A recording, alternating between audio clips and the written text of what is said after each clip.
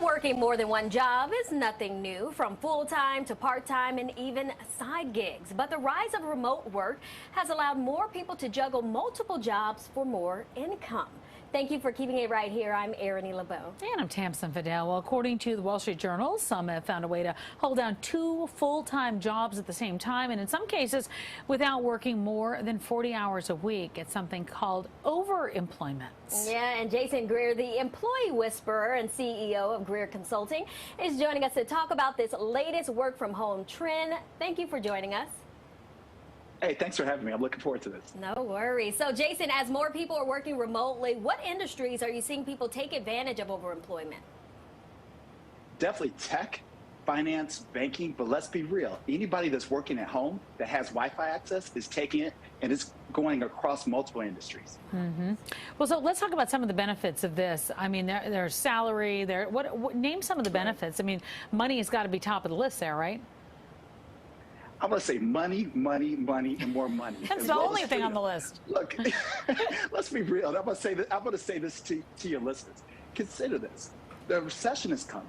And what I generally tell people is this. If you're considering overemployment, having 2 to 3 jobs, you never know when you run the risk of a recession hitting. Your employer decides to downsize, which means your job is cut. And you never know when your side hustle is going to become your main hustle. So it just makes sense. I even read a case about people splitting up their medical coverage from different employers, or choosing which one kind of works best for them. So let's talk about the people who may be considering this. If overemployment is something that someone finds may work for them, should they set limits or a goal for how long they should do this? Because it's got to be taxing. You're talking to an entrepreneur here. So I say run this thing until the wheels fall off.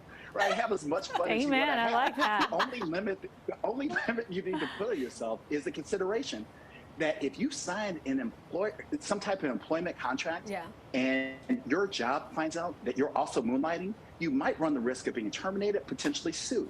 So there are risks involved, but if you can make it happen, have some fun, do it.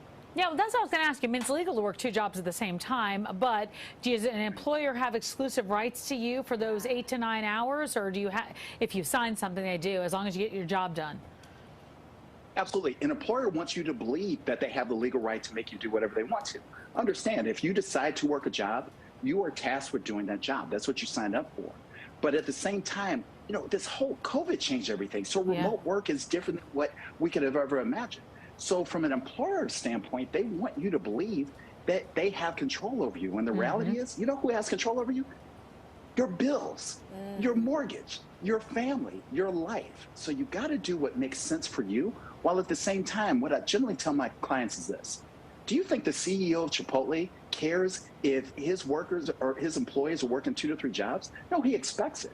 So at the same time, I don't care if you're working at Chipotle or you're a software engineer, you've got to consider that people have needs. So why shouldn't they work multiple jobs? I guess the thing is, you got to consider this like Fight Club. Just don't talk about it. Do it, don't talk about it.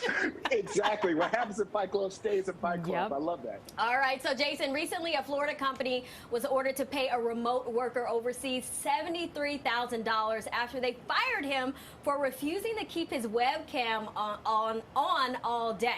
So our question for you is, what precedent, if any, does this set for employers and them being able to track workers that are working remotely? Yeah, great question. Domestically, it doesn't set a precedent. Okay. Here's the catch. That particular Florida-based company hired a contractor in the Netherlands. So they were governed according to international law. So what I'll say to employers is this. If you're going to, I don't care if you're getting from the Netherlands, Africa, whatever the case might be, understand that you are not playing in the realm of American law, you're playing in the realm of international law. What I say for workers who are going through this, if you're in a situation, like so many people are in that situation, you might be in a situation at home where, let's say you're a female and you are working a job, you don't want anybody to see that you're also taking care of your kids. You have the right to go to your employer and say, it disenfranchises me when I have to turn on my camera for 8 to 9 hours a day, because I don't want people to see my house. I don't want people to see my kids. I just want to be able to do my job. So there's an avenue in which, real conversation can take place. I also feel like, do you want to work for somebody where there's absolutely no trust at all? I mean, that seems like a real invasion of. Exactly. I mean, nobody stands over your desk all day long when you're. I mean, not that I know of, all day long staring at you. That's really Absolutely. the equivalent of a web camera. During Zoom, our camera's always off. Always off. That would not work for us. Jason, always good to see you. Thank you so much. Hey, thank you. Thank you for having me. It's always a pleasure. All right. For more information, you can check out Jason Greer online at hiregci.com or follow him on Instagram at jason.greer.